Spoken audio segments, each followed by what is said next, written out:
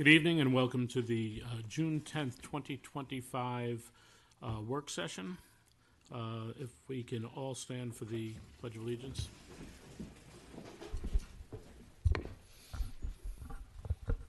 Charlie, will you lead us out? Pledge allegiance to the flag of the United States of America and to the republic for which it stands, one nation, under God, indivisible, with liberty and justice for all.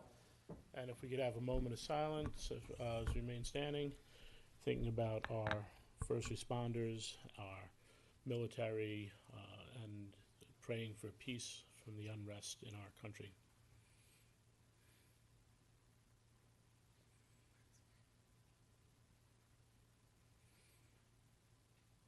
Thank you. And before you sit, Susan, you wanted to make an announcement of the special. Yes, I just want to announce that for anyone who remembers Mark Liebman, who is the former chairman of the Yorktown Democratic Committee, his wife Nancy passed away. She had been suffering from dementia for many years. She was 78 years old. Let's keep her in our prayers.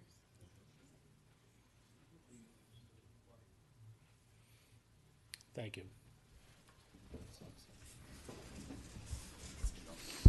I was asked to make an announcement for any Korean War veterans. The county is going to be doing Sunday, June 22nd from 2 to 4 p.m.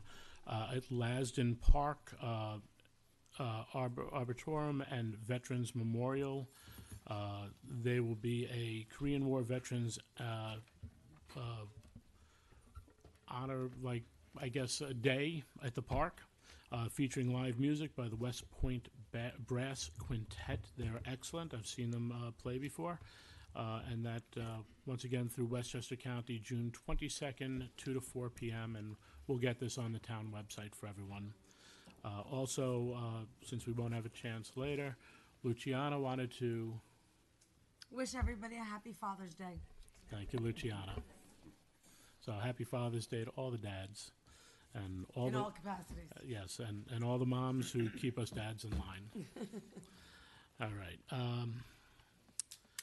So before we convene our public hearing for proposed administrative plan for the Housing Choice Voucher Program, I would like to just announce that there was a few people had questioned a thing that had come off the agenda. ROC Shrub Oak wanted a rezone change. We've been approached about that many times. No one on the board saw fit that there would be a rezone. They decided to pull back based on some negative comments, so that project is no longer coming into town. So at that, we will call up Sandrine.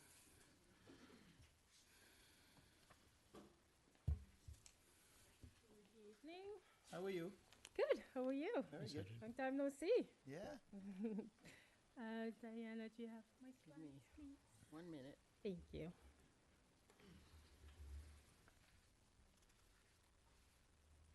So we do this once in a while when there are some changes at HUD. We update the administrative plan. The recent changes have been ongoing since the beginning of the pandemic. They keep postponing them. So now, as of July 1st, some of them are going to take effect, and some are still being pushed back.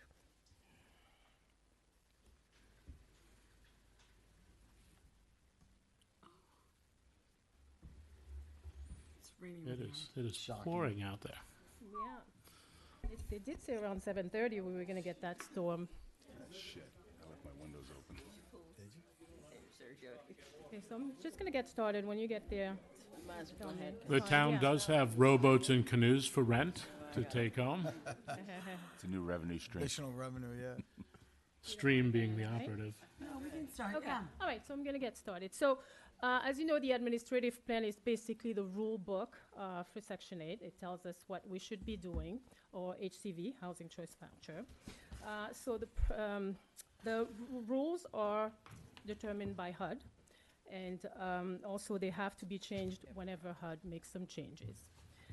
So the current changes are basically for HUDMA, which is the Housing Opportunities Through Modernization Act, and INSPIRE, which changes how we do inspections. So HOTMA was initially signed into law in 2016. Some changes have already been implemented. Some changes are going to take effect July 1st, like I said. So most of the changes, I put them together so you can see them, but the administrative plan is on the town website for anybody who wanted to review ahead of time. An example of what is changing is if a family has some assets of $51,600 or less, any interest they make on those assets do not count as part of their income. Non-recurring income, such as their tax return or any gifts that they get from family or friends, does not count as income because we don't know if that would be repeated. Certain payments that allow some individuals, sometimes the state give families money to help disabled people stay at home. Those payments do not count as income. Something else that does not count as income is a distribution from a trust principal or any distribution from a trust that helps pay for health care for a child. Yeah, right? So when a family also receives payments to help take care of a disabled family veteran, that does not count as income. And if any member of the family receives financial assistance as a student, as long as the financial assistant helps to pay for their education, that does not count as income. Also, if a member of the family is self-employed, we only count their net income. So whatever they use to pay for their supplies or material, we don't count that as income.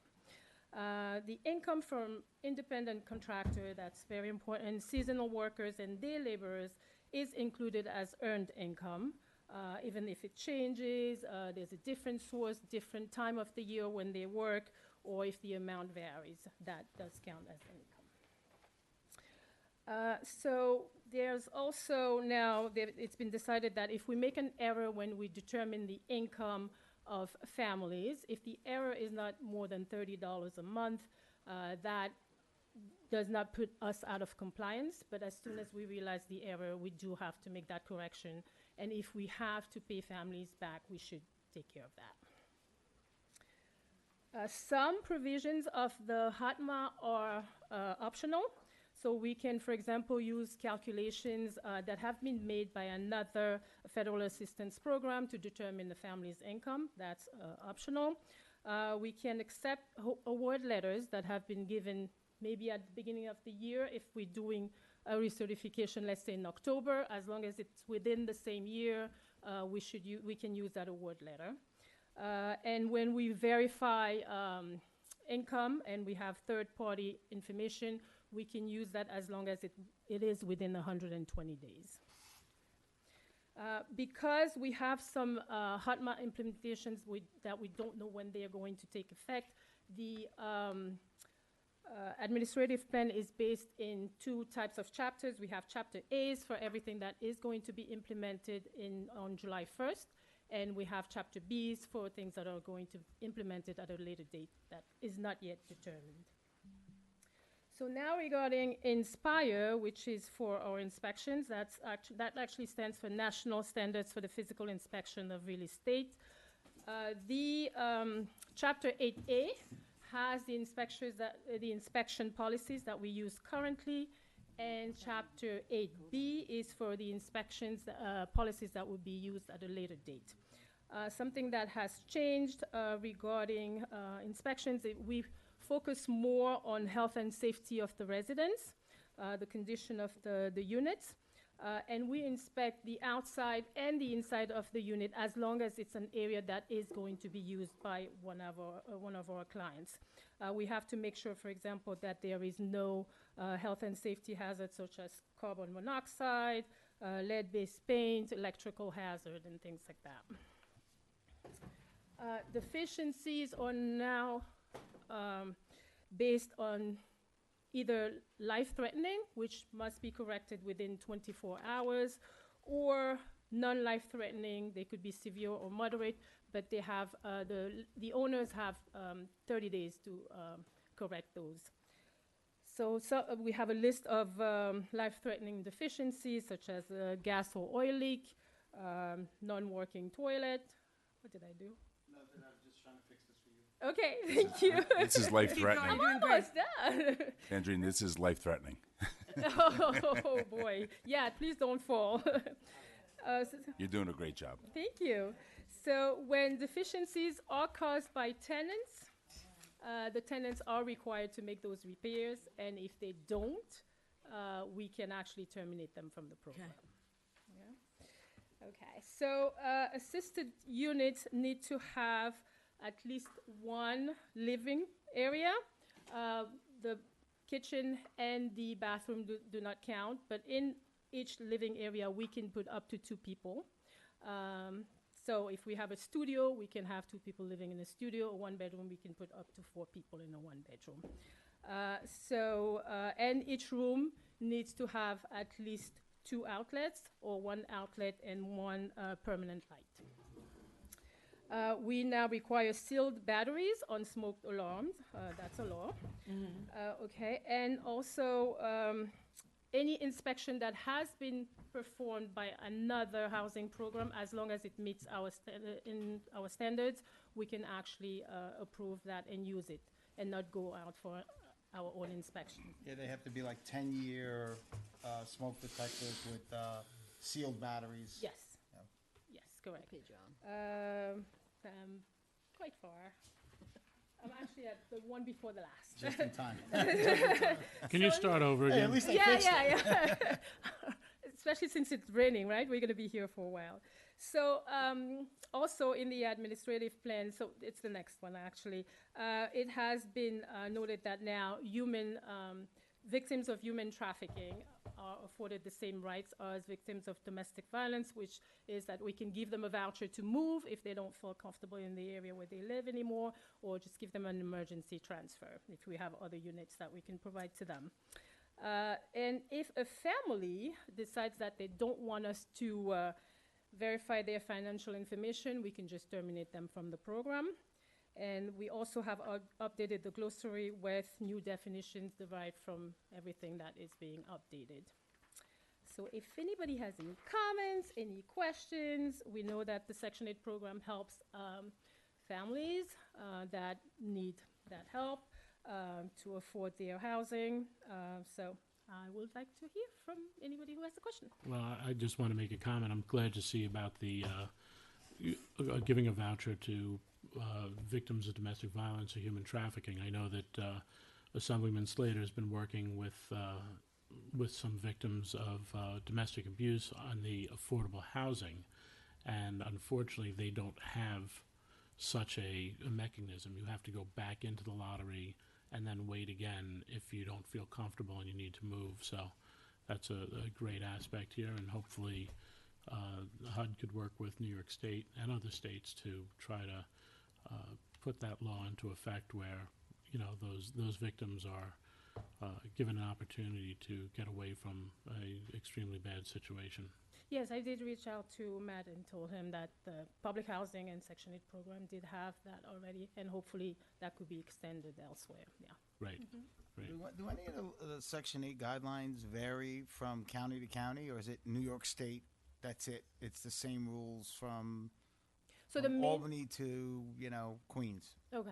So the main rules apply to the entire country. There are some policies that we can change. Each Section 8 office can actually change some of the policies, yeah. Can you just briefly explain who qualifies for Section 8 and how they would go about getting on your list, which I'm assuming is a long waiting list? Okay. So we have currently about 160 people on the waiting list. The last time we opened the waiting list was in 2022, and it was a lottery. So we did take 500 applicants. So ever since then, we have helped 300 and change, or didn't help some of them who didn't qualify. So one of the main qualification is income. So currently, I actually have the numbers here. For one person, for them to qualify right away, if they were already on the waiting list and they came to the top of the waiting list, if they make $35,050 and less, they will get their voucher right away, providing they're not a criminal and, they meet all other criteria. If it's a family of 4, it's $48,600. So do they have to wait until you open up the list? To apply now, yes, they do have to wait until we open up the list again. Can a Yorktown resident apply anyplace else in the county, They can apply anywhere else in the country, in the country? yes. And can the voucher be used any place in the country? So if they applied I'm just going to take an example. Let's say they applied to Chicago. They will have, most housing authorities require that they move to that area for at least a year before they can transfer that voucher back to Yorktown, for example.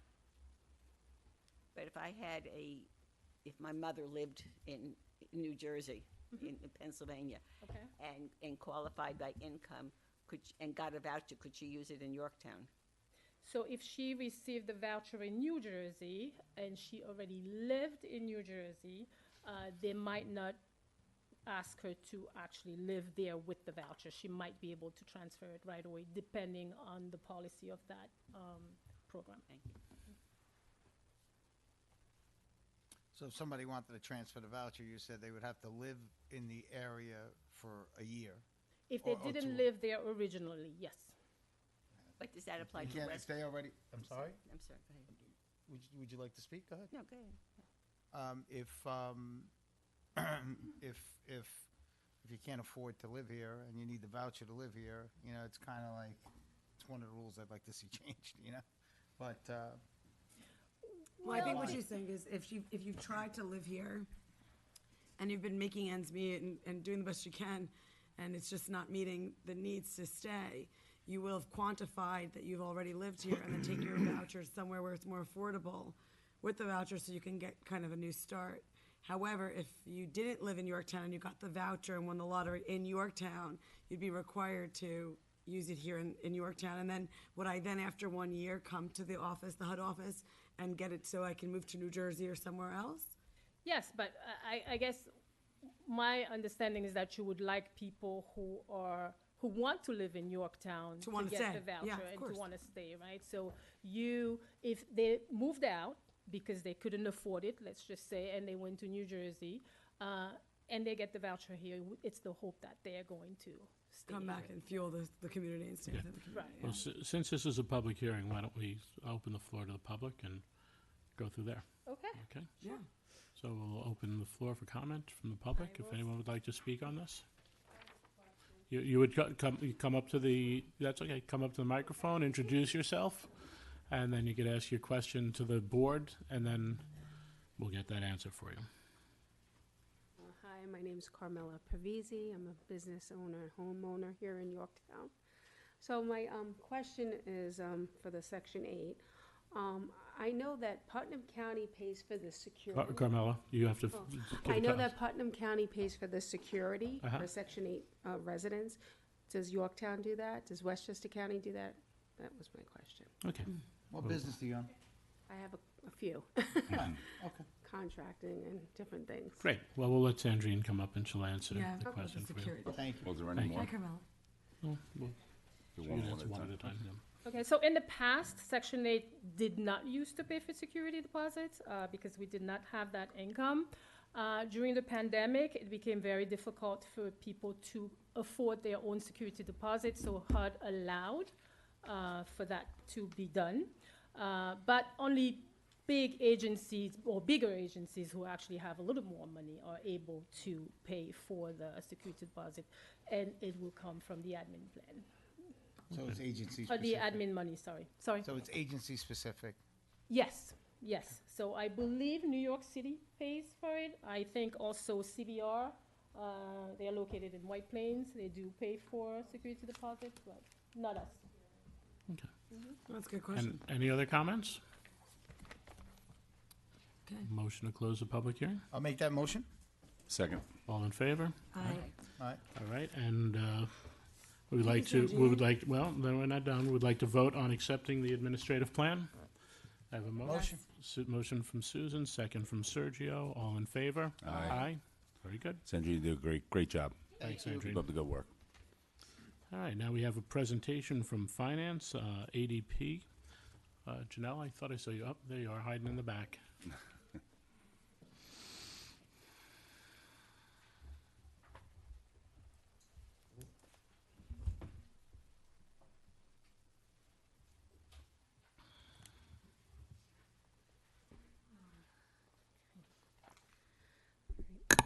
Okay, before I start with the presentation, I just want to address that there was some confusion with the tax rate that Susan had brought up. So it is correct, it's just that I think that there was a misunderstanding because we start doing our budget early. So like when I start my budget now, I'm going to be using the tax roll that I just did with Gary, the 2025. And prior, we used to have a sheet in the budget book that said that we would change it to the September number, but we actually took and changed on the 25 adopted budget summary. Instead, we put the asterisk here to say that it's an estimated tax rate, that we go off of the 25. So we would have went off the earlier assessed value, and then down below, it says tax rate subject to change based on court-ordered settlements and small claims assessments review decisions. So to note that that's where we expect to come in, but when we go do the tax roll the next year, it could change. So that's so this part we just have to take out next year because this was old when we used to do the budget later. So, and I think part of the discussion was the fact that since we do the budget starting in Yeah, I'm gonna June. start like next week. Right, if you took a number in September and tried to plug that in, I'm really working backwards because I already know what my budget's gonna be like. My budget is 6.6% compared to last year, so the Right. percentage is correct. It's just that once the changes happen in the assessment roll, that will vary depending upon what gets credited, and then the rate changes townwide. right, so, but we budget based, the increase based on the tax levy. Yes. Which is the amount of money the town needs to break down or collect. Collect, And then that's broken down per assessed value. Right. And that's where the problem That's came in where it with the fluctuates. assessment. And this year was so noticeable because we had such a huge tax cert that came in afterwards, with the number. When I go to use that number now this year, it's gonna be lower. And then based on next year, if things come in that happen afterwards, it could, next year, the tax rate could go down a little bit. But, it all depends. We don't know what's gonna come in at what time. That's why we wait until we have the tax roll. But just So to- removing just to- September would probably be smart. That's what Yeah. she You're said. gonna Yeah, remove- I'm just gonna remove this section, because this really was overrode by putting this into the adopted summary to explain how we would do it. So just to be clear, when the budget book is printed up in late October, the assessed value number that you will be using, will that be the September 15th, 25 number? Why not use that number? Because at that point, I've already have the budget all done, and it doesn't change anything. It's the percentage that's on here, the 6.6, is what the tax levy is. It went from 1 million to 23 million. That stays the same. The only thing that changes is the estimated tax rate, and it says it's an estimated tax rate. So when it varies, that's the reason why. And in 2023, every year we do it the same exact way. We've always done it the same exact way. And the tax rate is off a little bit. When you look at what it's on here, when you go to your tax bill, it's off a little bit. It'll get But- captured this Yeah. year, Susan. No, but It'll get captured this year. the difference from the official number that the assessor files with the state on September 15th, we're not talking about the levy. As you do the budget, you end up with what the levy is going to be. We're not talking about the levy. We're talking about the tax rate, which involves the the latest available assessed value number. And that's known as of September 15th of 25, this September, before the budget is printed and before. If I take that and change that and put that into here, then this number is gonna be different than what the tax levy is on Not the the tax levy. bill. No. But I think you're confused, because when you look at the tax bill, it shows you what the tax levy increase is, which was 6.6%. We're not talking about the levy, we're talking about the tax rate, okay? The tax rate is determined by taking the levy and dividing it by the assessed And value. again, it's an estimated tax rate. We know it's going to change. It will change Hold on. between September 15th and March of 26, when the list is finalized, because there will be those additional changes. But you do know in September, you have a more accurate figure in September 15th of 25 to use that number and not a number from March of 25, March of 24. The April assessment. So, Again, it's just an estimate. This is an estimate. It's always an estimate, and yes, it changes after September 15th, it changes. But that's the number to use for the tax rate. We're not talking about the levy, all right? The levy is what you determine Yes. in the budget, okay? We're talking about the tax Okay, rate. but again, this is my budget, and if you want to do that, you can calculate that yourself. I mean, this is the way that it's calculated, Susan. I'm sorry. well, rather This is- than, I know, but this is I know, let this me, is the let way me, that it's been done right. since I went back. This I is the mean, way this it's done the in way the it's other been done. municipalities as well. So the real issue is that your September 15th number is still not an accurate number. Yeah, it's still- If the certiorari came in from the mall 2 weeks later, We're changing it. that number would have been off regardless of the 15th or not. But if it came in 2 weeks earlier, Right. would change the So number. the only point, time- Why don't you Really? explain the, If it didn't come in at all, why, we would what have the been difference accurate. is? So, I mean, I really, people at home, I explain them really, all. as an accountant, only feel comfortable that we use the tax roll when me, the tax assessor, and the tax receiver are all in agreement, and that's once a year when we do the tax bills. That's when Barbara gives me her printout, the receiver gives me her printout, and the assessor gives me their printout, and I have it, and we all tie. That is the number that I have that is a confirmed taxed assessable value townwide.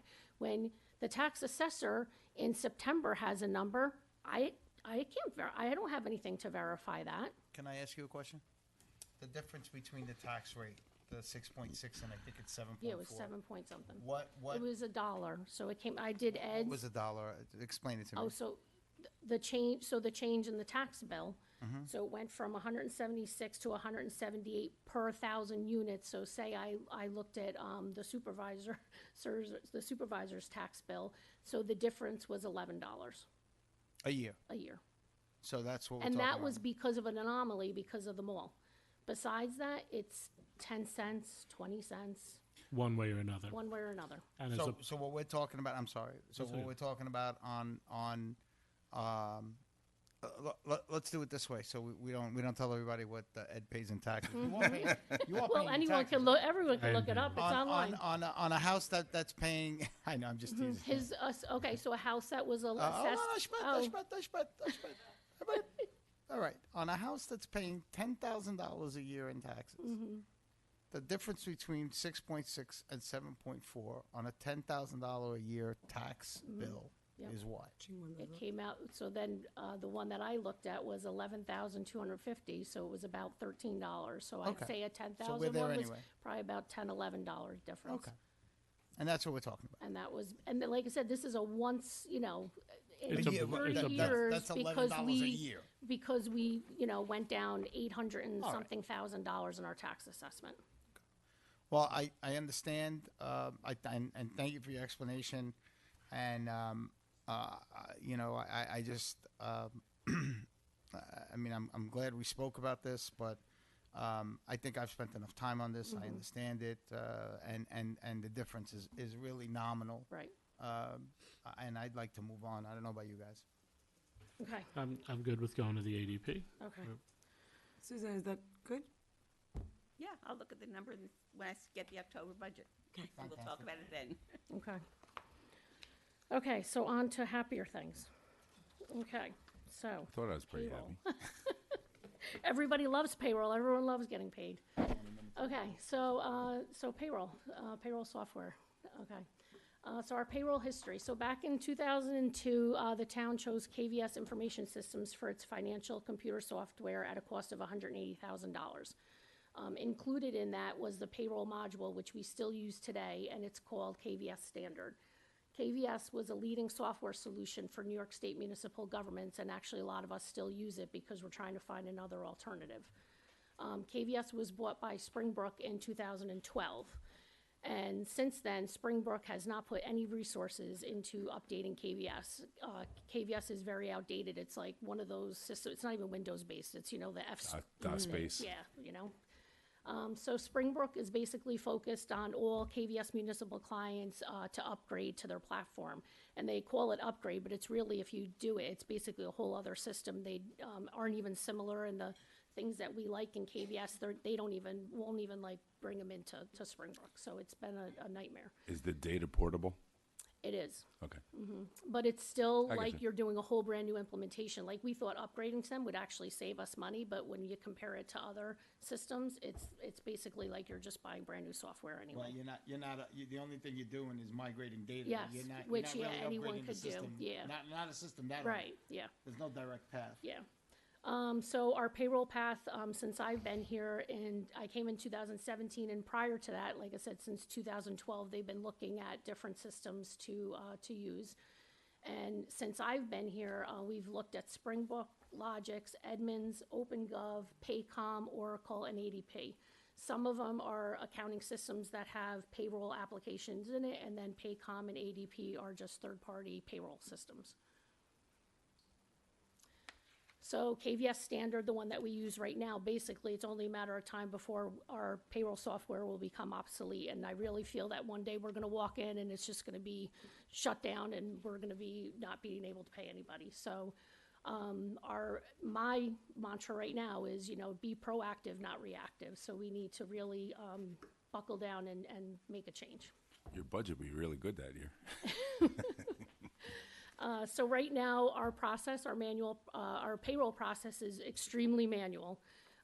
If there's any department heads here, they'll tell you how manual it is. So basically, every single step of the payroll process is currently on paper, except for, when we enter it into, we manually enter into KVS, but once we get into KVS, then the system does its job. But prior to that, the employee uses a manual timesheet. They have to give it to their department admin. They take it and they have to add the overtime and everything to it.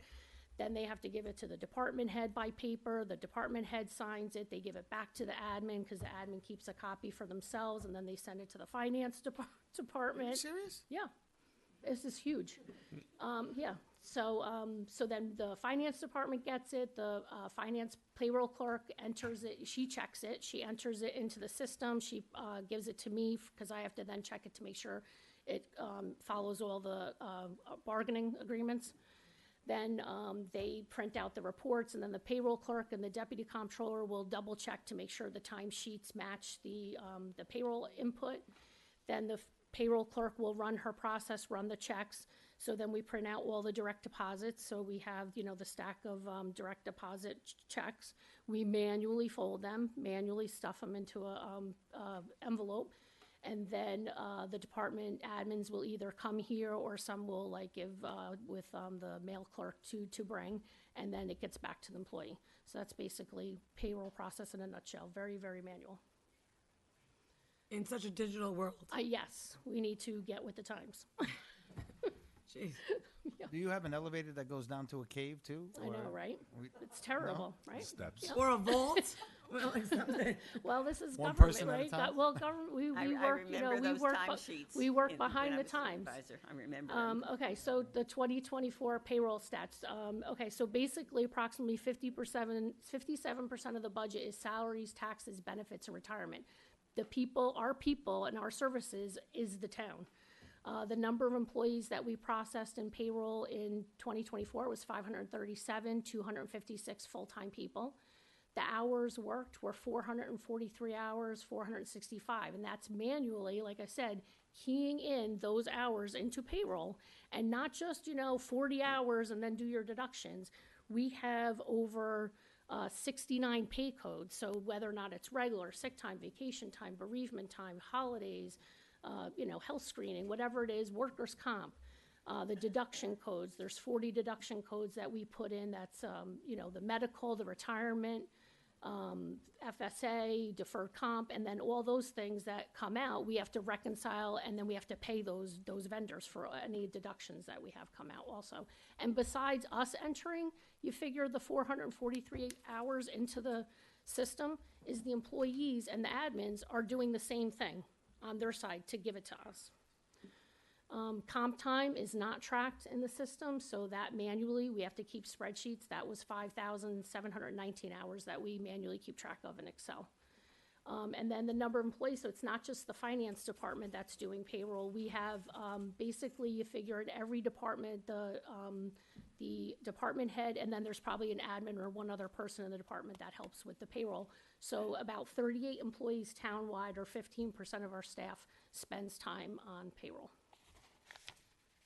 Okay, so why ADP? So we need to switch our thinking from a payroll process, which right now it's so manual, and instead focus on our human capital management. So we need to use our software services to manage our employees and our workforce more effectively. So, like I said, we're looking for an accounting system also, but our major priority right now is payroll, is to get that done first, because the other things we're still having challenges with. So we need to prioritize that. We're going to work on payroll first. We figure ADP, because they're the market leader in the payroll industry. They have featured experts that know compliance with payroll and all the things that go along with it, and they have great support. It's a cloud-based system that will have real-time data, and then it's a one integrated workforce system. So it'll be one system that from Tracy with the personnel from the onboarding, when the an employee is first contacted from us, it'll be a great beginning, because they'll get a link on their app to fill out their onboarding stuff, and then it's seamless from there. Then it'll go from the employee, it'll go to the admin, it'll go to the manager, it'll come to us, and then the employee will have everything right on their phone or their computer, or however they want to see it. ADP, because they're so, they're the market leader, they have customizable solutions for local governments. They already have local municipalities that they work with, so they're already proven. We had looked at one vendor, and we were close to signing with them, or actually starting discovery, and then we found out that they had issues with the New York State retirement system. Another municipality started to use them. It's been a nightmare. So really making sure that a payroll person or a payroll company can provide us what we need is very important. ADP has a lot of preset integrations with a lot of different software. Yes. And if it doesn't integrate directly, they have a lot of ways to export data and import Yes. it. I mean, Yep, and that's our next thing, is that we know that once we switch to another accounting system, if we do all this work to make it work with KVS, will it be easy now to switch it to something else? And so they assure us that when it goes to something else, it'll be easy for them to, just switch it to whatever next application that we choose. So quick question before we go on the next slide. So 57% of the time you talk about doing payroll. The other functions on the back end that you work in KVS, are those going to be ported over to ADP so that you're working under one app, which hopefully it seamlessly. Yes, everything will So flow. like you said, Tracy onboard someone, you walk, Gary, everybody works, pretty much together. Yes, Okay. everything will flow. If we go with ADP now, and it obviously makes sense, and then let's say a year or two from now, you find the substitute for KVS, will you be able to transfer over? And if that new system has a good payroll system, will you be able to transfer over so you don't end up with two different softwares for your finance? Well, when you buy accounting software, you pick by module. So we don't have to pick a payroll module. If we pick, say we do go with Springbrook, we can just, if we're happy with ADP, we can just say we don't want to pick the payroll module and stay with ADP and just have ADP flow right into Springbrook, because like I said, ADP it works basically with any accounting packages. Okay. So we'll have the flexibility at that time to know whether or not we like ADP, or if we would want to go to, switch to something else. As long as you have the flexibility, that was the important thing. The flexibility comes from the database that's behind it, whether it's Oracle, SQL, or something like that. Yep. So just some of the benefits, like that guy right there, make payroll a pleasure. That's our goal. Must So- be Friday. Must be Friday. So the benefits of switching to ADP, so it'll be an online employee onboarding. Like right now, Tracy will tell you, our personnel managers, we actually hand or email a person a packet that's about this big of paper, and they fill it out, and then, the personnel manager gets it, and then she gets it, and then we have to get it, and again, it's so antiquated. So it will start with the onboarding that will be automated. Then the employee will have a self-service portal. So the employee will be able to view their accrued time instead of calling us, because right now it's on their last pay stub. If they throw away their pay stub, they don't know how much sick time they have left. They don't know how much vacation time, unless they track it themselves, or I was they gonna ask, we or they can go ask the on the, admin. we'll have our own profile also. Yes, Yeah. yes, everybody will. Yep, you guys, yep, everyone else. You'll I'm be saying every employee. every employee, yep. You'll have your direct deposit info on there, so if you want to change it, the same thing. Right now, we have a form, instead you'll be able to go do it online. You can submit your benefit changes. You can view your pay stubs, your W-2s. Then increase efficiency and productivity by streamlining processes and eliminating manual tasks. It will enable all 38 employees, those are the 38 employees I told you that right now have to spend manual time doing stuff, is that we will be able to focus on more strategic initiatives instead of such paperwork and manual labor. This will all be cloud-based, so the entry and the management approvals can be done anywhere, anytime. It will decrease duplication of services. Like I said, it won't have to be that everyone's doing the same job with redundant data, and we'll have increased accuracy, because obviously with less human errors, the more hands that touch things. So now the next statistics are just for our 256 full-time employees, not counting that when we go up with the seasonals, another 300. It would eliminate over 6,500 direct deposit remittances a year. It would eliminate over 10,000 pieces of paper just for the timesheets. And that's just coming into me. I didn't even count that the 10,000 that they're keeping out the departments. Eliminates over 1,000 W-2s and the 1095 statements, and it'll eliminate annually over 7,500 envelopes. And so, like I said, our goal basically is we're gonna have a uniform platform, and streamlined processes will provide a better experience for both the payroll administrators and the employees, and everybody will be happy. Yay. So, Thank you. okay. So, actually, we're meeting with ADP to kind of finalize some stuff this week, and then hopefully by next board meeting will be where we want to bring a resolution to, to do an agreement.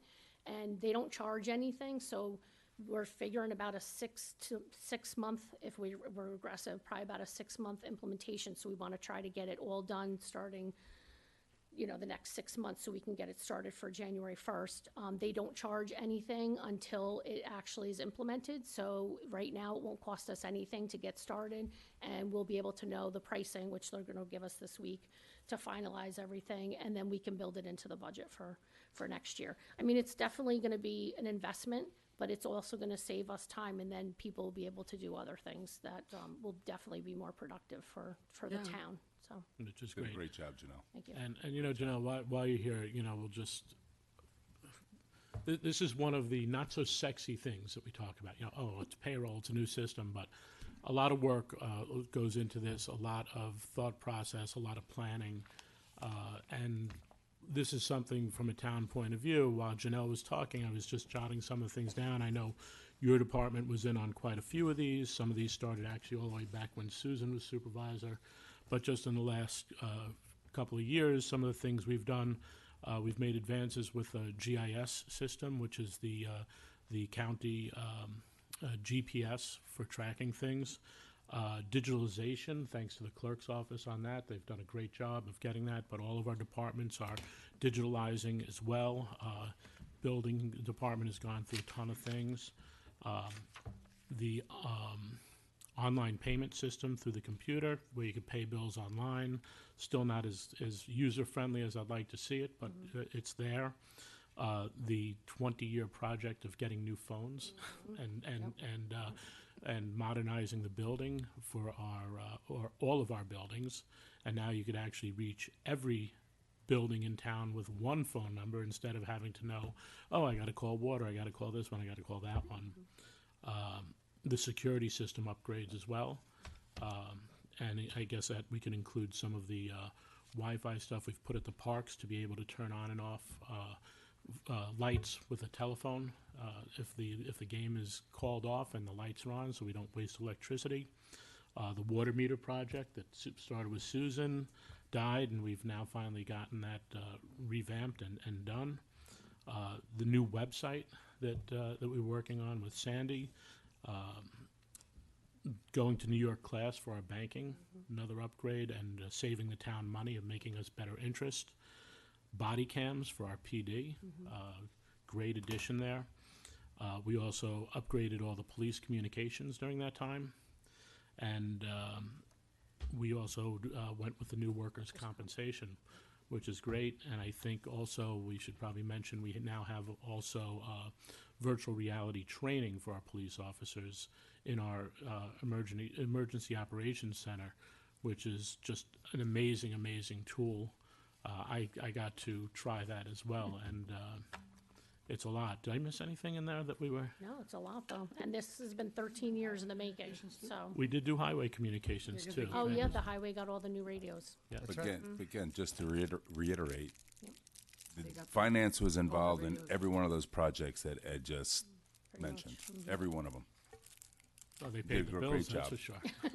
I know we job. paid the No, money. the ton of research, and we appreciate it, and, you know, I definitely look forward to keep these innovations rolling and try to get Yorktown at least modernized so we're sort of like the 1980s. Yeah, I mean, we have a lot of other stuff on the table, but once we get this project done, it'll allow us the time, is you gotta find the time to make these improvements, and it's hard when so much of your stuff is manual, so the more things that we take on and do process improvements, it'll allow us to keep doing more improvements, so it's definitely worth it. Well, and just to, you know, as an observation, if payroll is on Friday, I know I cannot go in and ask a question of finance until Tuesday without getting the stare of death, because that's how long it takes. It's literally, you know, 2.5 to 3 days of manpower trying to get that all done. So it's this will be huge for the town. We'll be able to really focus on some other issues, and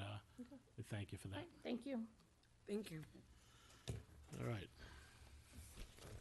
Fly back. Tina's here.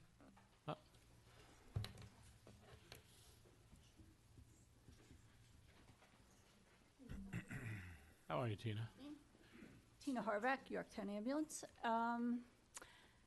Many years ago, we came to an agreement with the town that we house the fly car and the paramedic at our headquarters, and we would receive monthly reimbursement for same.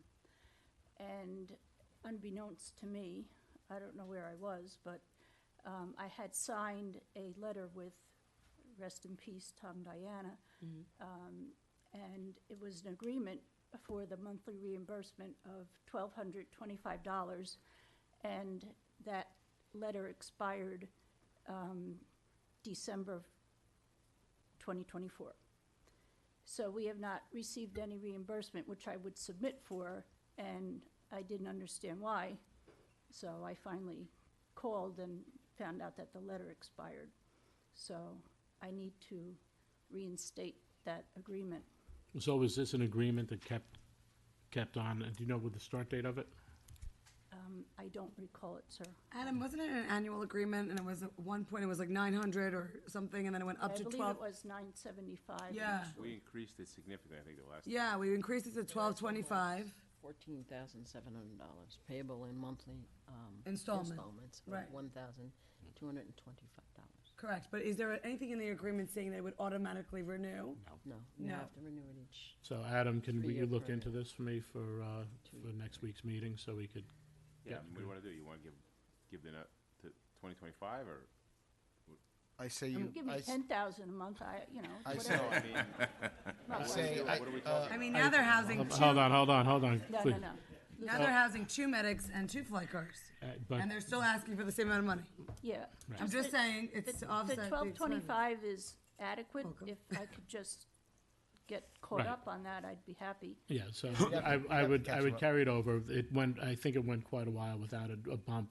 We did the bump, if I'm not mistaken, knowing that the second fly car was coming, because that was one of Tommy's priorities, to make sure that happened. Another upgrade for the town. But that was huge, so if we leave it at that 1225, It's for let's two, get, that 1225 was for 2 medics, 1 fly car. Now it's for 2 medics. I don't, not don't you worried just do- about it. We just, as long as we can get something, Why don't you just do a resolution right now authorizing supervisor sign an agreement under the same terms and conditions for 2025, and then we'll have it done. You know, that's it. anyone want to make a motion on that? I'll make Why- that motion, but because- but before we do that, will that apply retroactively where they will get paid as of? Yeah, we'll do it effective. Great. I'll make that motion. Wait, can I just say, Sure. since we're halfway through 25, why don't we extend it to December 31st, 26? So in effect, it's a year and a half, Yeah, and then we don't have to renew it. Great. Sounds right. all right? All right, so do I have a motion? The motion is for. Second. Set, all in favor? Aye. To 2020 Aye. to 2026, December that's Susan. Yes, Susan. 31st, Yeah. 2026. Good, I got it. Okay. Thanks, Susan. That's a good idea. Then you have to come back in 6 months. Thanks, Tina. Tina, who is the chief medical officer for YVAC? Dr. Smith out of Northern Westchester. Okay, if you could send myself or Lorraine the information for Dr. Smith, we need the sign-offs for the ADs, so we could, or AEDs, sorry, so we can get that running for the camps. So I need to get in contact with him about it. I'll have the chief reach out to you. Yeah, Fantastic. and I can Thank upload you. that too. Okay, thank you. Have a good night. Bye, Tina. All right. John, do we have anyone here for? Yeah. I hate it. Come on up, guys. I'm sorry, I don't have your names here. But we have a proposed business use for 1735 Front Street.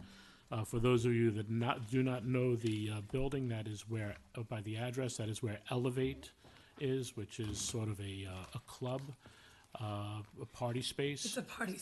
not a A party It's space. not unce. They do, sorry, I was in the nightclub business. And we did a lot of bar and bat mitzvahs and sweet I throw kid 16s. parties there. It's the old Yorktown News. Yes, the old Yorktown Goes way News back is if there. you go back. And I think part of the building where they're looking is the old Absolute flooring as well. So, gentlemen, if you could introduce yourselves and tell us a little bit about the proposal Sure. that you're looking at. My name is Brett McCormack. I have with me Joe Torhan and Gerald Masuri. He's the owner of the building. He's our architect. But we plan to put in a small-scale brewery and tasting room inside of 735 Front Street. Very nice. And do you have other breweries up and running? So my partner has currently bought and sold 2 other breweries in the past, and this is kind of his baby. He's moving back to this area to kind of do his own thing. Who's your partner, if you don't mind me asking? Tim Zarnetsky, he's the owner of 2 different breweries. One of them was Foreign Objects in Monroe, and the other one was Urban Family. It was based out of Seattle. Oh, very nice. So this you're proposing to take, is it taking any of the gym that moved out? Is it taking that space It's too? the gym space. It's the gym space, that's what I thought. Is that the only space, or? It is. Okay, yeah, so that's quite considerable, that's good. Yeah, It's a big space, yeah. it's a perfect space. It's a perfect spot, What? front entrance, rear entrance parking. It's just a great location for that. I love the concept, you don't gotta sell me, so I'm in, I've so. got pretty quality tenants in my building. They're really great people. We vetted him. He's been in this business for a If you long could step time. up a little closer to the mic before Tom yells at us. Brett's been in the business for about 15, 20 years in that area doing this. He set up quite a few different beer setups in the Chico's and a couple other places and, like that. So he's very experienced in that. He's been just starting to get his own place and get started and make some nice What is brewery. what is your plan? Are you going to be distributing small batch distributing ship out of there? Yeah, so our license will allow us to distribute locally in New York as much as we can handle.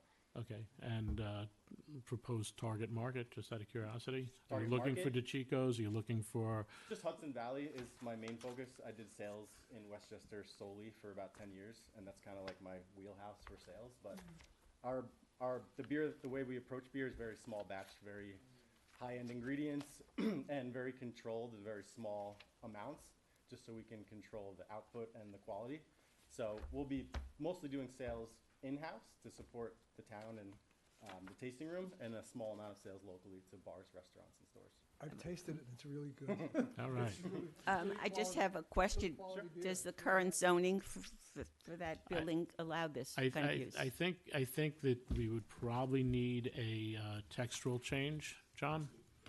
And I know there was a little winery down there as well at one point, so I don't even know if the text has already changed, but it is one of the, I believe, and we'll let John speak on it, one of the uses that would work in that zoning. Oh, yeah, I'm not questioning the use. I know when we had the fun thing, the inflatables, we had to change a text change Right. to allow that. And since this was never contemplated, I don't know if it's a C4 or I'm not even sure what it is. So John, just do we need the text change? I'm just asking. So the zone is I2. I2, Yeah, okay. so it's industrial, so the, what you need to grapple with is the food service part of it. Mm-hmm. It's accessory to, and it's a tasting room. If you, they did a narrative which we can send to you, but if you read it, it's not open like a bar or restaurant would be. Their food operation will be not very much cooking. There's not going to be a hood. So, but nevertheless, I think that there needs to be a textual change, as there was for the event space, which is named, what's the name of it? Elevate. Elevate. And what was written for that, just want to read it so you understand what it is. Buildings for staging special events such as birthday parties, company holiday receptions, family gatherings, and similar events. Food shall not be prepared on site. Food and beverage may be served and sold to invitees during special events, but retail sales are prohibited. So you need something similar with this. So it seems to me to be a text change. Also, a specialized use such as a small brewery. In the zoning code world, if it's cited as a use, that's when it's allowed. If it's not, it's not allowed. So the preference is to cite it and put in there whatever restriction that you think is adequate. I will tell you that there is a section, you know, the first paragraph of main uses is about the light industrial uses, and it's very broad in its description. The second is that, and I'll read this to you as well. The town board shall establish from time to time revise a list of uses conforming to the standards specified in subsection, which is above, which is the broad paragraph, including any conditions to which such uses should be subject in order to assure continued conformity to the purpose of the district. Now, you can use that, but the problem is we don't know where that list is. So, We have to start over. right. If you want to use there's two ways to handle this. Do a text change specific to brewing with whatever restrictions. The other is Make to a add, list. to add it to this list. It will be the first on the list, but change that But then we section. can say we have a list. Yeah, change that section to specify where that list resides, which could be similar to what the master fee schedule does, right? Master fee schedule section does not have the master fee schedule in it. It actually resides elsewhere as a document, and you can revise it from time to time by resolution. So Yeah, you so can I do think it. that You needs can to do be it two fixed. ways, but I still think you need to revise the code to be really on top of it. Yeah. Well, I got to tell you, I'm sorry, go ahead. No, go No, ahead. that's your turn. Choose I you. know nothing about making beer, so this question may be totally ridiculous. Quite a bit about drinking it, though, right, Susan? Yeah, I can drink it, but I can't make it. All right. I'm assuming there's a lot of water consumption in the process. A decent amount, yeah. Since this is DEP and it's a critical area, John, do you anticipate any issue with DEP in terms of a discharge? Again, it's very hypothetical. I could be. I don't anticipate that. It's a better question for Dan. It is an approved site. DEP is aware of it, so I don't think okay. I don't think that they can come in and make hay out of anything at this point. Mm-hmm. They are concerned with flows, but that's usually when something is coming in as a new site that will be connecting to the sewer. So I don't anticipate it, but it's a better question for Dan, CRC. Oh, Well, I okay. got to tell you, it's a testament because the gym that was there, just recently went out of business, and well, they didn't. They moved. They consolidated is what they did. But the space hasn't been vacant all that long, and I'm very happy that you're here, and it's just another great thing that's going on here in Yorktown. I mean, people want to be here. People want to be here. So, what's next? Hey, Brett, real quick. Text change. To help Susan's thought process. No, just basically to the beer, you add the barley, hops, and water. How much percentage is that? 90% is consumed, and there's only 10% discharge in a vat? In the, efficiency wise? Yeah, I just, the system that we operate on is about a 91% that's, efficiency. so I'm saying. Yeah, so the backwash is very minimal. 90% So of minimal. it is Very minimal. consumed, and it's less Yeah, than 9% is. There- Very little there- waste. there were- Yeah, there were that's all. two aspects. One is what gets into the waste stream Right. from a DEP concern. But then I hadn't thought about the additional flows to our sewage treatment plant, which at some times of the year, we hit a permitted maximum. So that can be an issue. So these are both issues. Thank you for bringing that up. The two issues for Dan to look into. But I like the use, even though I don't drink much beer.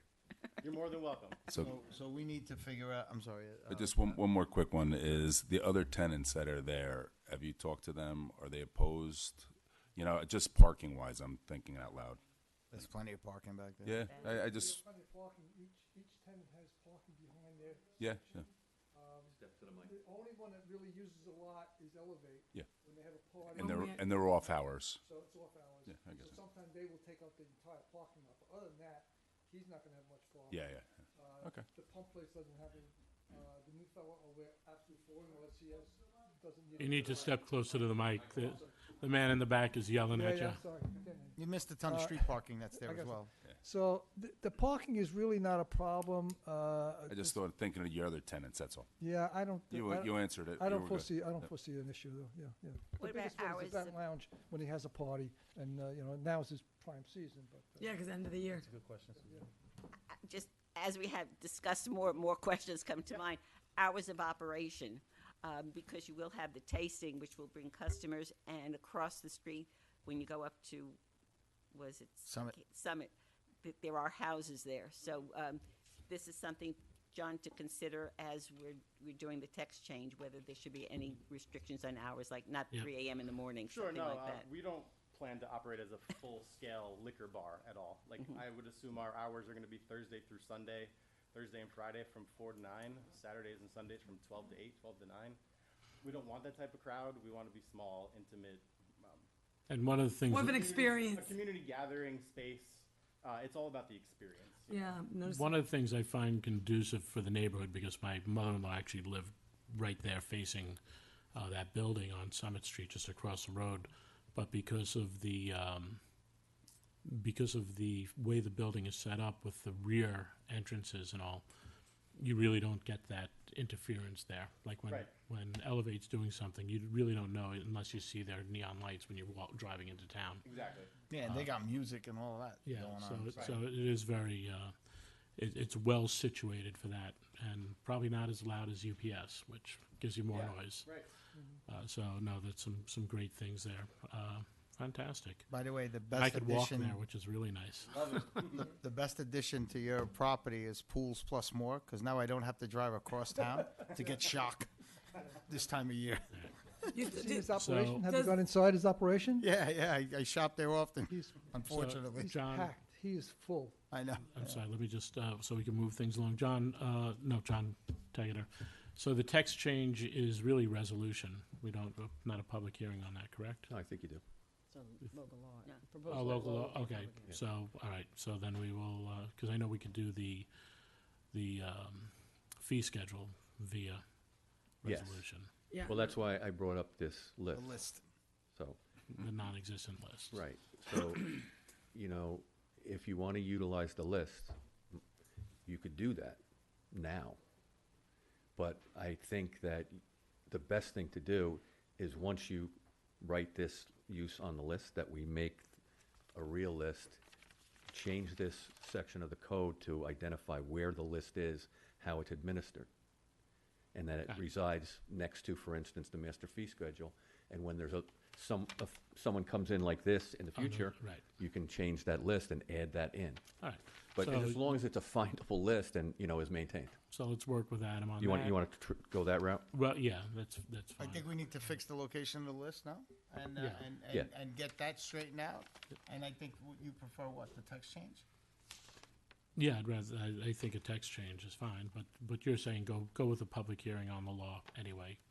For Right. the law, you need the public hearing. Right. I'm saying two probably pretty different things. One is a text change that says you can do breweries with a tasting room, and that's a text change, public hearing. They will be with us Yep. through the public hearing before they can get Right. started. Which is what The I other think we way, need to do.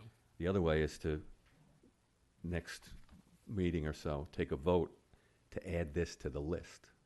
Add the potential brewery. Right, and then go forward with a text change that memorializes this list somewhere so it's maintained properly and always findable. I got And, you can modify it and it's not out there somewhere in somebody's desk But drawer. that would be a public hearing too, wouldn't it? Right, but they would then, I think, be able to move forward. Okay. Earlier, All right. I'd right? like to, okay, that's fine. I'd We like would add to. them to the list before the public hearing. I Yes, This already that's exists. what I'm suggesting. Gotcha. Kinda. But you don't have the list. You don't know where the list is, so you have to start making a list from scratch based on what you know Right. is out there. You can We're do a list entitled to under do the that. law, It's in the Yeah. cloud. so all you need to do is add this But the list use- doesn't exist. The right? li- and you will create it, but my point is that you change this wording to say, okay, you can do this list, you revise it from time to time. It is called such and such, it will be maintained by resolution, added and subtracted to, and it will reside on the website, let's say. That's no problem. So what I'm just saying is, number one will be the brewery, but you might have 5 other uses. For sure. You're gonna create out of your memory about what exists, because you can't find this list anyplace. Or it's easier, 10 or years- it's easier to add 3 months from now, you could add a new, But we know what already exists. 10 years ago, I would have created from memory, but no more. So, Definitely not. so the text change is not gonna include like hours of operation or anything like that? No, the wording on the list will. The wording on the list, so I'll- that was my question. So we could add it to the list Right. today, let's say hypothetically, and then move forward with changing the Right. how it's worded. Right. And then that would get them started, much quicker. Right, and just to go back, it says, you shall establish a list, revise from time to time, and it says, including any conditions to which such uses should be subject in order to assure continued conformity to the purpose of the district. It's perfect. It's a great sentence, but it's just not implemented in the best way. Out of So- curiosity, John, if you could look at the year that law was put in, that part of it, and perhaps we could try to track down the town attorney at that time, because some of them are still around. I kind of doubt it, but I'll look at that. I think this goes back to the old, Oh, the old. it's code. pretty old, I think. Okay. I'm pretty sure of that. All right, Okay. very good. So I can, if you'd like, I can work with Adam to write up the section that will become this list. Yes. Which will have the restrictions and anything. Share it with them, share it with you. You can vote on it, and then we can move forward and just make a change on here to make this work better. and we could define that list Yes. later on. Okay. Yeah, Perfect. perfect. Gentlemen, here's card. No problem. Good Thanks, luck. Brett. Thank you. Good luck. Thank Thank you very you, much. guys. Appreciate it. All right, have a good night. Have a good night. Good night. Bye now. All right. So we are going to move on to resolutions. I'm going to read this one in first so I don't forget it, because I have a habit of doing that. Be it resolved that Stefan Santoro is hereby appointed police officer in the town of Yorktown effective June 30th, 2025, to be paid $69,000 annually. Be it resolved, contingent upon successful completion of a medical and psychological examination. Be it further resolved that this appointment is subject to a probationary period of not less than 12 nor more than 52 weeks, commencing on the first date of appointment on June 30th, 2025. Have a motion? Motion. Second. All in favor? Aye. Welcome aboard, Steve. Happy to have you here. Also, just to clarify, will read, authorize the supervisor to enter into a license agreement with the Yorktown Volunteer Ambulance Corps, Inc.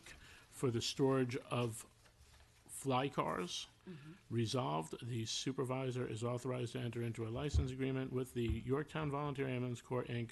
for the storage of fly cars to provide advanced life support services to individuals with the town, retroactive to January 1st, 2025 through December 31st, 2026 for $14,700 annually, payable in monthly installments of $1,225. Can I have a motion? Motion? Second. Second. All in favor? Aye. Okay. There was some confusion on if it was a 2-year or 18-month contract, it's because we 2-year. didn't talk about retro before, so thank you, Diana. All right. From the Office of Personnel Management, accept the resignation received by Jacob Tussle, effective June 20th, 2025, from the Police Department. Good luck to you, Jake. It's, I hear, a wonderful opportunity. From the Office of the Building Maintenance, authorized bid to be advertised for plumbing work on town buildings.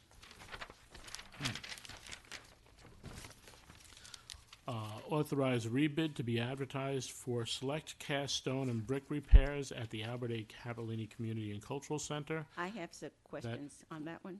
It's being rebid due to the fact that nothing came in. Well, We will be working with the architectural engineers we spoke with, as well as some other people, to try to let them know that that bid is out there and hopefully get some bids. But it's a landmark building. With Yeah, a so nobody very- wants to repoint it, right? Well, it's not repointing. This is a problem with the limestone drainage covers there. Well, when I found out that there were no bids, which was disappointing, obviously, I did send an email to everyone here, and I suggested that we try to get some feedback from some of the people who we know have done masonry work in the past, to see whether they didn't bid because they're so busy, which some people did say that they're too busy now, whether there were specific issues with the bid specs that they had issues with, but possibly need clarification. Phil and I already spoke about it. So- He and Suzanne are reaching out and talking to So people. are we going to possibly make some changes to the bid specs? And there was an element of timing, because some people who responded said, who didn't submit but sent emails saying, thank you for letting me know, but we're not doing this, we're busy now. And I couldn't remember if there was a time frame in the bid specs that it had to be done by a certain time of the year. Do you know? Well, we're looking to get it done as quick as possible because it creates a hazard there. We don't want pieces of the roof falling off. Yeah, bricks falling down, and then also the limestone, I mean, in my work, the limestone will start to peel and shed, and if it's a landmark, the way that you have to recast it or seal it has its own. Well, the reason I bring that up is because I was talking to, I guess it's Mr. Beardsley, the architect who was here before, and I asked him to let some of his contacts know, and he said this is a very busy time of the year for these people. In fact, one of the people who got the bid specs said, I'm so busy I don't even have time to do an estimate. Yeah, that makes So sense. Well, we'll look at the time and see if it can be pushed off. will you share any changes in the specs before Diana advertises it? Because I'd like to see that. Well, yeah, I'm sure she could let you see it. I think we should. As soon as we get them from the department. Right. Okay. Authorize the controller the process of following budget transfers for the John C. Hart Memorial Library, and that's fund balance going to building maintenance, New York State construction grant for $466,220 even. And this is the audio video in the community room, story time room, new flooring, new mail circulation desk, new teen service desk, and a new reference desk, new teen furnishings. Create a teen-friendly space, walls painted, new double-sided book stacks for adult areas, and replacing external fire doors. It'll look nice. 50% reimbursable, New York State construction grant in the amount of $209,799. So, Thank you for following up on that, because it was a question I had last week, where that money was coming from. yep. Authorize the controller to pay Maria Derubis the cash value of unused time as of her date of retirement and process the following budget transfers as enumerated below. Congratulations, Maria. Sorry I couldn't stay for lunch the other day, but we wish you a ton of success and enjoyment in your retirement. From the Office of Superintendent of Highways, authorize a bid to be advertised for streetlight maintenance for the Highway Department. Authorize a bid to be advertised for traffic light maintenance for the Highway Department. Authorize bid to be advertised for street and traffic signs for the Highway Department. Authorize bid to be advertised for stone, gravel, and concrete materials for the Highway Department. From the Section 8 Housing Department, authorize the Section 8 Program Director to attend the 2025 New York State Spring Conference May I from suggest you stop after that? June 16th to June 18th, 2025. May I suggest we vote on those and just leave the Sure. last resolution separately? Make the motion. Second. All in favor? Aye. And from the Office of Town Supervisor, set public hearing date to consider a proposed local law to amend Chapter 300 of the Code of the Town of Yorktown entitled Zoning by amending the Lake Osceola Plan Design District Overlay Zone, Section 300-256A1, by adding tax parcel 6.14 Block 1, Lot 2 to the Lake Osceola Plan Design District Overlay Zone map. You wanted some conversation, Susan? Yeah, I don't think we're ready to set this for a public hearing because I don't think we have enough information on it.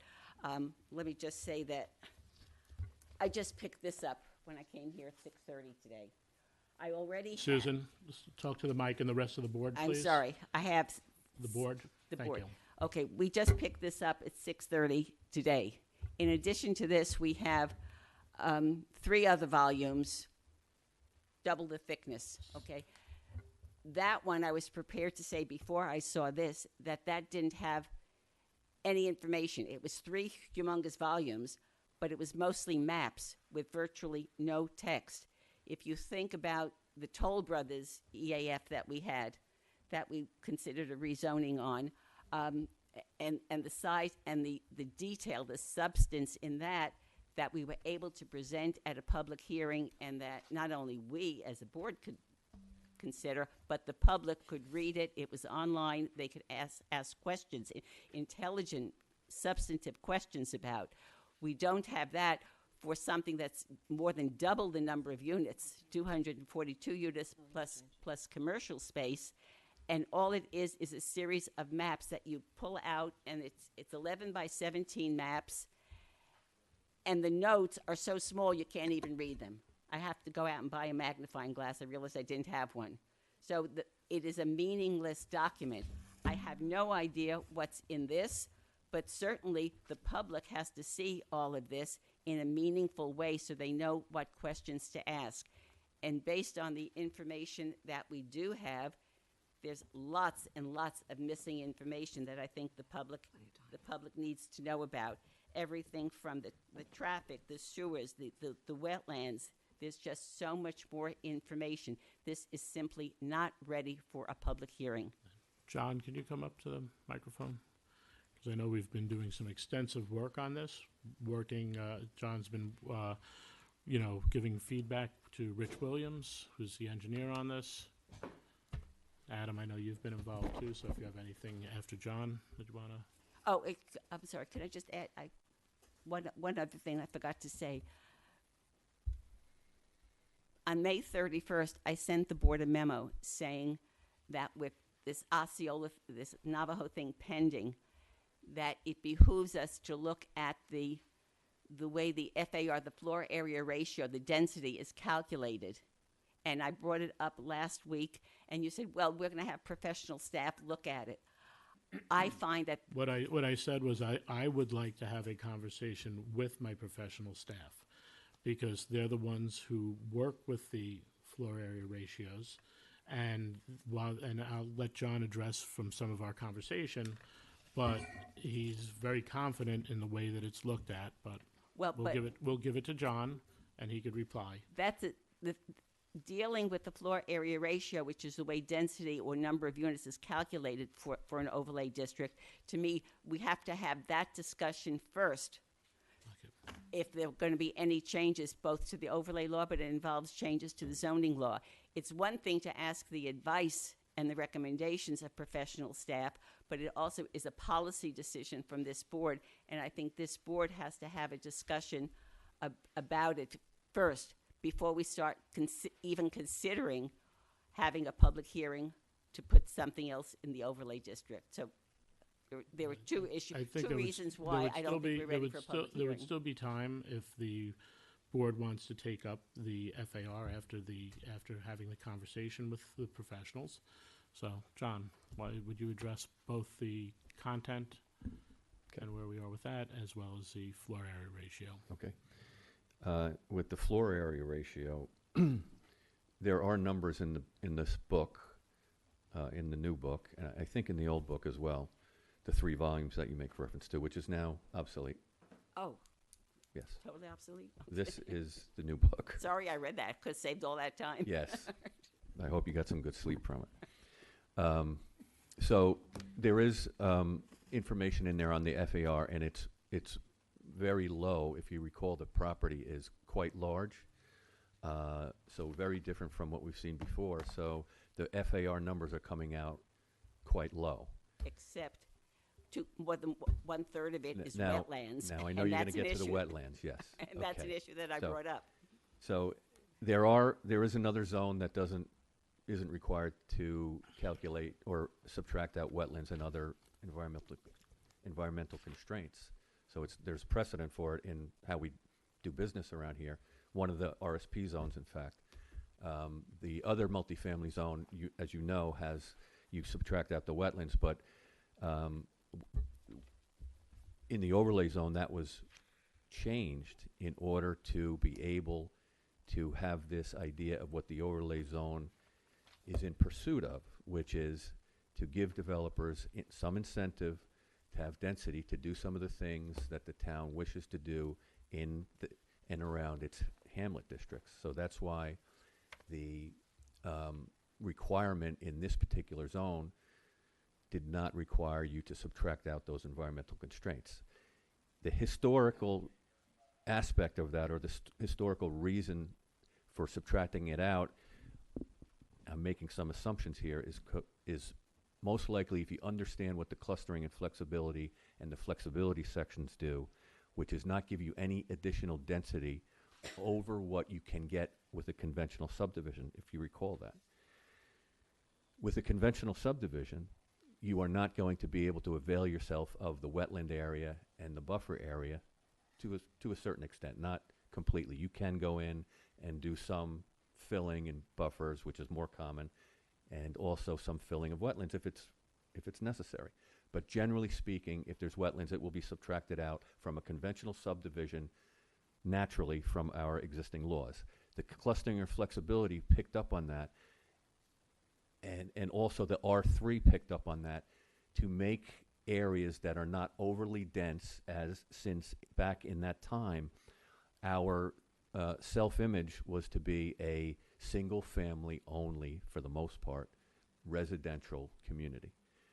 Things with COVID and, in last number of years have changed, and that's why the overlay district does not have that requirement, because we recognized through the comprehensive plan as well that some additional density is warranted, provided it's in certain spots, as the comprehensive plan says, nearer the hamlets. So that's the reasoning behind it.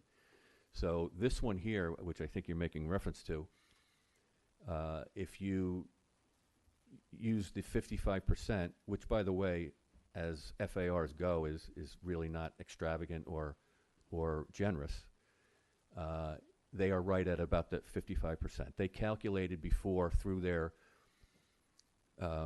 if you recall, the overlay district asked the planning board to compare these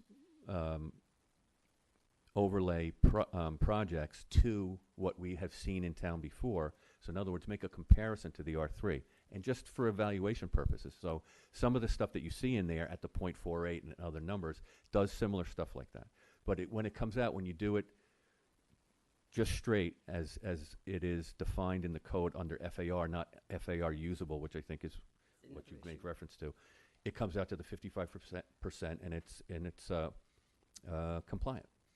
So I haven't seen where the two different, and I haven't gone into this in very great detail yet. I did look at it when I did get your memo, your email. It does go into it in a way that I think in the past we've done it properly. So in other words, the two definitions that you made that seem contradictory, I don't think that they are. They're just two different definitions. One of the zones has already been calculated that way. The other two zones are calculated in the way that you understand the R3 to be calculated. So, and now the overlay zone is calculated in accordance with the other one, which does not subtract out the environmental factors. The R3. Okay. Yes. So that's the short answer, believe it or not. That's the short answer, and I thank you for the short answer. I made a lot of comments, and I want to re-listen to the tape and get more notes. Okay. But I think the discussion right now is whether we schedule the public hearing on the Okay, overlay. So I would like to have a more detailed discussion about the FAR, okay? Building on your comments, because the board maybe have more questions, and I certainly have comments to what you said, but I don't think this is the appropriate time, and I would like to have a fuller discussion about this. Are you comfortable, John, with the way FAR is calculated with respect to the R3?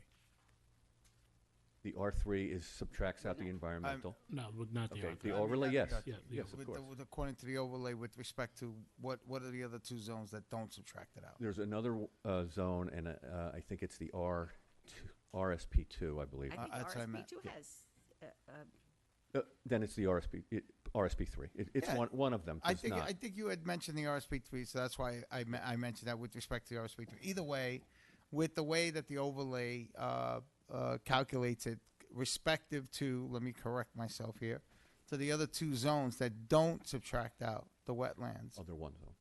Other one zone? Yeah. Okay. The other one zone, all right. Are you comfortable with that? Yes, I'm Well, absolutely comfortable with I that. think the point is, and I think it you know, where the the conversation to me sort of ends. We had this conversation when we Several times. spoke about the zones, Yeah. the overlay zones, Yeah. and it was a conscious decision then to say that it's the FAR without the environmental subtractions. Yes. It And also you- came you up in just the have to- million meetings we right. had over Underhill, too. You have to Came up. realize what they do. It's different for each zone because each zone has different building types in it.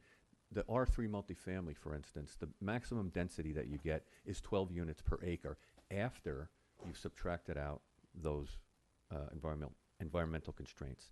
It's very low, very low. And it was done that way because our self-image in the 70s, 60s, et cetera, was single family. We were growing as a single family, bedroom community, commuter. Things are a little different now. So that's why the difference in only the overlay zone has the 55%. Okay, so we're talking about the overlay district. This is about just referring it to a Yes. public hearing so we can hear the voice of the people Right. and our questions regarding if this should even go in the overlay district, right? That's correct. And you've just told me that the other 5 binders or random papers and downloads and printed are to be erased from my brain. Yes. I mean, July 1st gives me enough time to read this, especially there's always an intuition if someone wants the project or not wants the project. Yeah. So between that and what the facts are here, are you saying that the July 1st to refer so that we could all speak our minds and decide if we want to even put it in the overlay, whether it's R3 or not R3, is not enough time for you to read this? That's right. I want at least another week to read this and to see if I'm satisfied that there's enough information So in you would here. prefer this to say July No, 14th?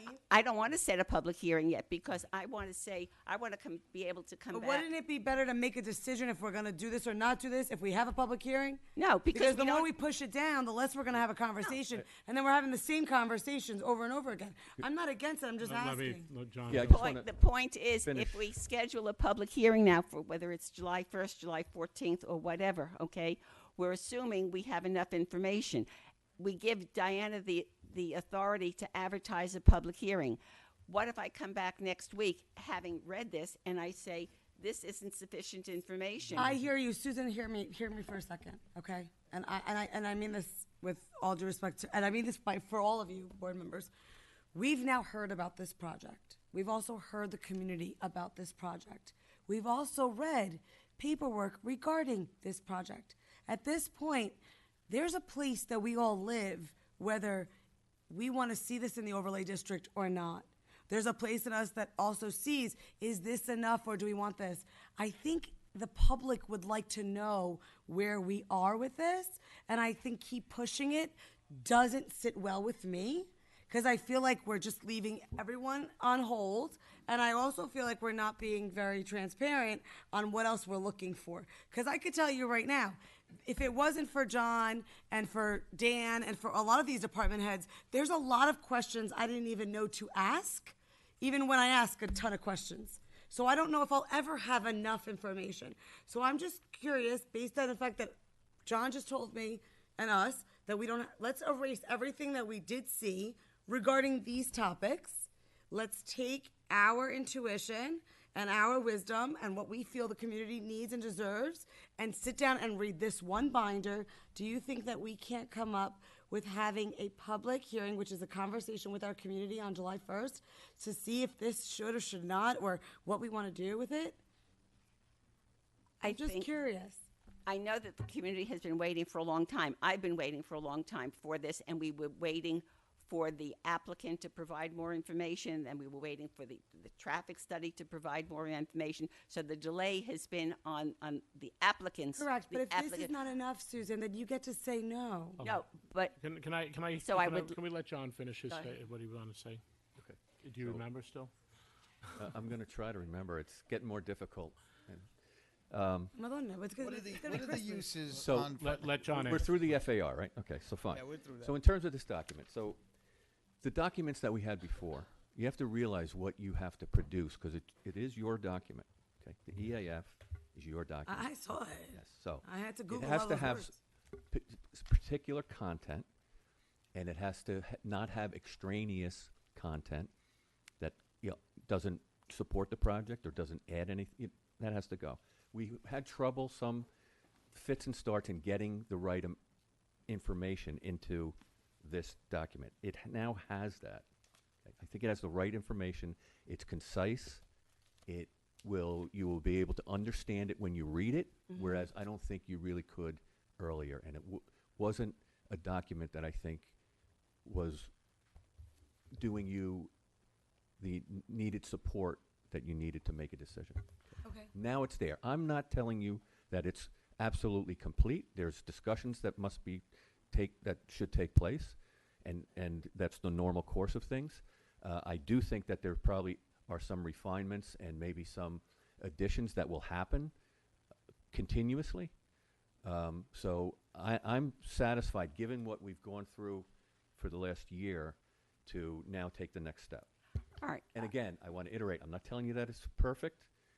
No document, no EAF expanded is perfect, okay? Right. But it has information, it's concise, people can follow it, and I think people will be able to understand what it is saying, whereas before, there was not that line of logic that flowed through the document, okay? All right, I just flipped through this. You can see it's kind of a strange kind of a document with all these things. So Those are full-size plans. Yeah, so one of the small plans. one of the issues that I had in the documents that I already had was it was an 11 by 17 folded nicely, and all maps, and then it had then you couldn't read the notes. So now this is what looks like. What's in here Actual is size. all large maps that I can see. But if somebody's going to download it and look at it online, they're going to have that same problem. But just let me give you an example, and I don't know if this is changed. Granted, you said we can destroy what we've already read. But for example, in what I was submitted, this is Chapter 11, Cumulative Impacts. I don't have to read it. I'm just going to hold it up. This is the extent of the text on cumulative impacts. Four sentences.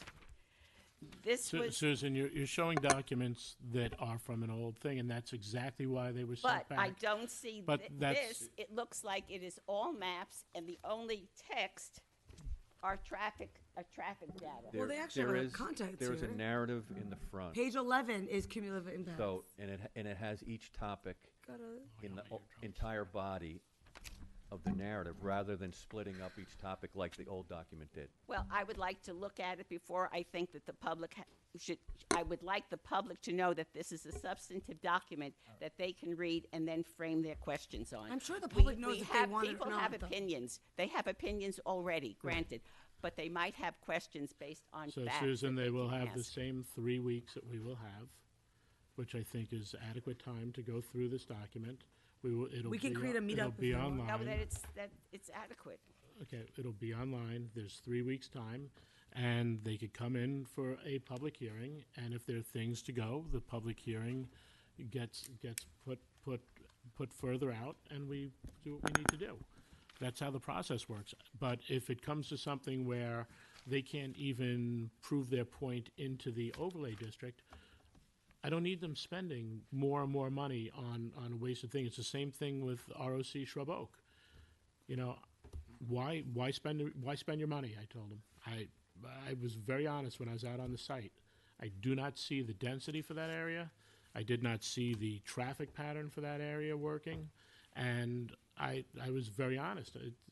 Don't waste your money. This has some great things, some great consequences with sewering and cleaning up Lake Osceola. Does it necessarily work? I'll finish going through. I started today when I got my copy. I don't know, but I will go through it, and I will have my questions as well.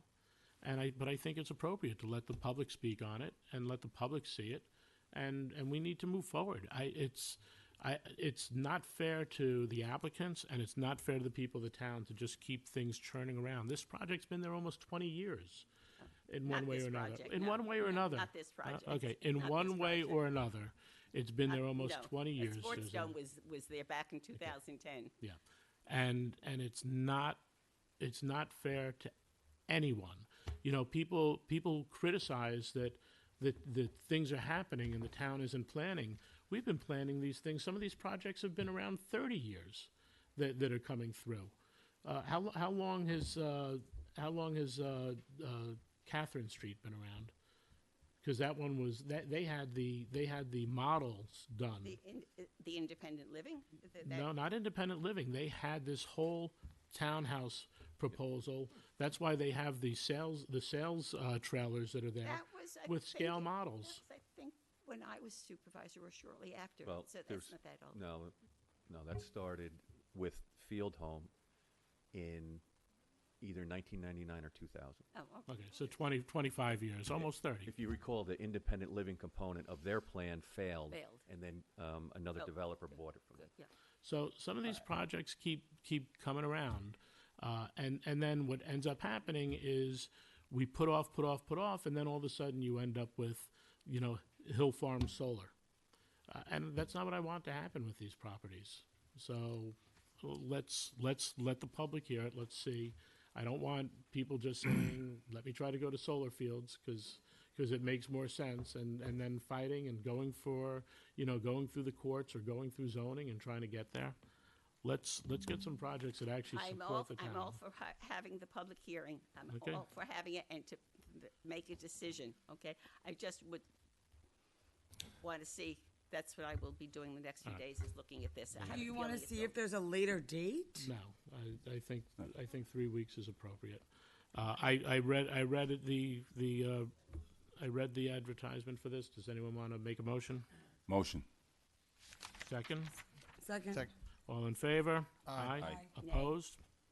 By the way, good job with that the project on Barger. I mean, there was some bunch of nonsense on Facebook all over the place, and you know, I don't think anyone on this board was in favor of that development there. So. Well, look, You know, the problem is, and this speaks to having things float around for decades, and for years, for decades, whatever you want to be, the rumor mill becomes out of control, and it's much better to be upfront you know, I guarantee you there are people that love this project, and I guarantee you there are people that hate this project, and they could come and talk on it, and the board is going to have to decide what's best for the town, what's best for our residents, and for our businesses as well. So there'll be a lot of decisions there.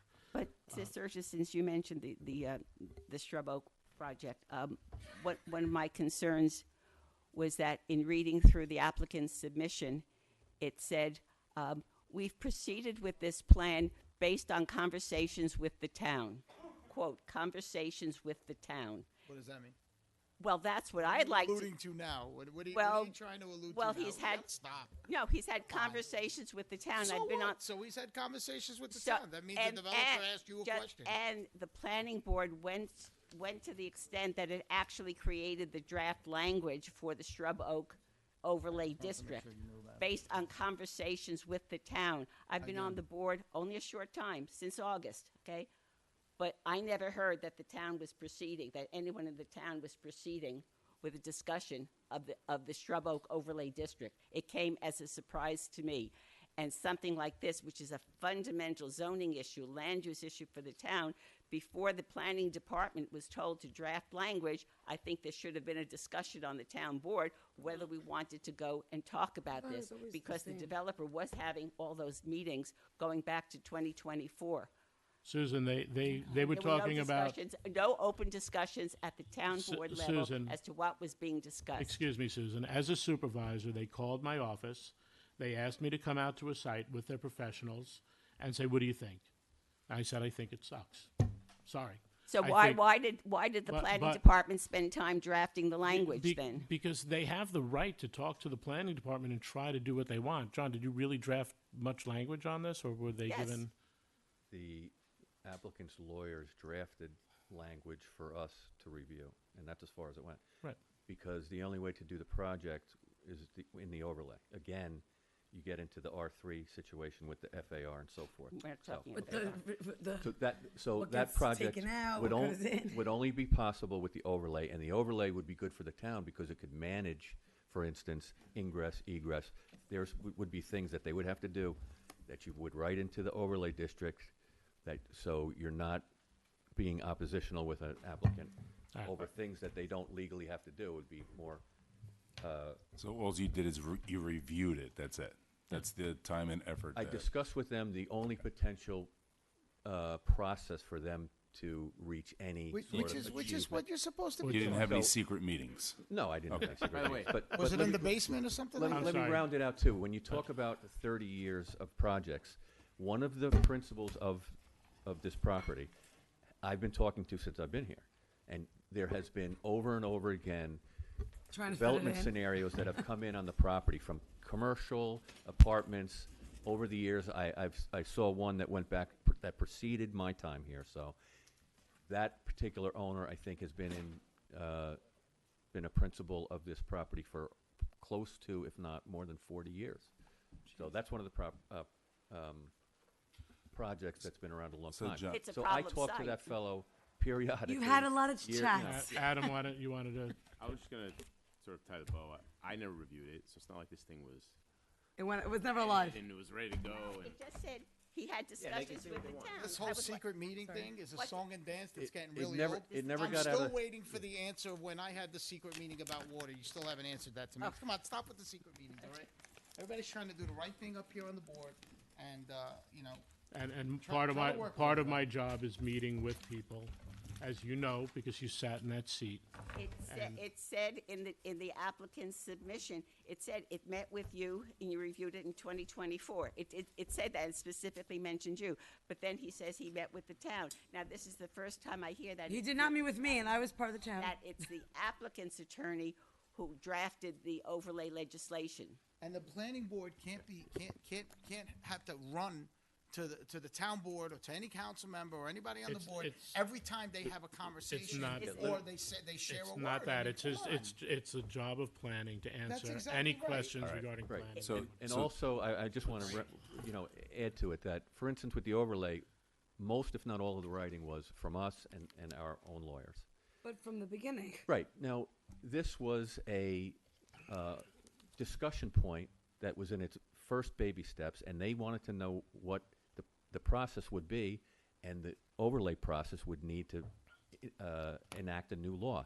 I was not going to spend my time on something in its first steps to draft a law. So They I have to asked them, copy. if you want to take your first crack at it, and so that there is sort of this understanding of what may be, and then as it moves forward, you would bring that to the board. That's how I did it, rather than spend our own time. Was it ever discussed the possibility of doing it as an R3 zone? Yeah, Why was that rejected? because half of The the site- property is basically in wetlands. wetland or wetland buffer. He has a problem, he has a problem site. He absolutely has a It's a problem, problem but site. he is next to a hamlet, as is the Trump residence, as is AMS, and so on and so forth. So it made some sense. One of the first, I know this has been some discussion point for you for a number of years, one of the first overlay districts that was offered in the comprehensive plan was that area, the Sherbrooke area. So it was kind of a natural fit. And the supervisor polled each and every one of us, including yourself, Susan, on how we felt about this project. And I know my answer was, no, I don't want to see this project come to town. That's it. Right. When, And when so- were we Well, polled? no, I had the conversation with Susan today. No, tonight. But before, but if you said to, quote, it sucks, I think that was your word, okay, then you could have just told John, and John could have just told the guys to go away, or brought it to the board, and the board could have said. I told their professionals that I wasn't quite as succinct, but I said, I do not see this. I do not think it's a great thing. I don't think that the area supports it, doesn't support the density, doesn't support the traffic, doesn't support the size of the building, doesn't support the ingress and egress to the property. agree. So we're sitting here arguing over something that we all agree upon, which was Sergio's point, and I'd like to make a motion to adjourn the meeting. Motion. Just Second. please keep All in the favor? full board Aye. informed about what is happening. That's all I'm asking. Susan, I can't tell you about every meeting I have. Just keep us I about the major things. can't tell you about About every. major things. That wasn't a major thing. Adam, good luck tomorrow. I'll talk to you during the day.